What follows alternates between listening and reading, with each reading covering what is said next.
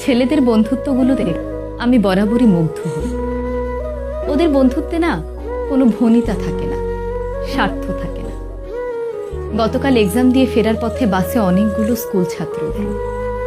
দেখলাম ওরা একজন আরেকজনের ভাড়া দিয়ে দিচ্ছে, একজন আরেকজনের ব্যাগ ক্যারি করছে, একজন আরেকজনকে বলছে, তুই যদি রেজাল্ট ভালো না করিস তাহলে কিন্তু ভবিষ্যতে এমন বাসের হেল্পার হবি।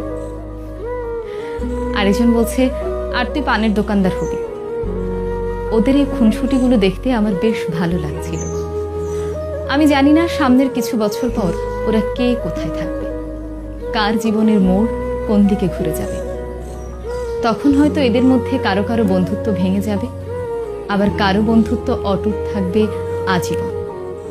তবে ওদের এখনকার যে বন্ডিংটা, এটা দেখে আমার খুব ভালো লাগলো। ওরাও হয়তো একটা সময় পর এই সময়টা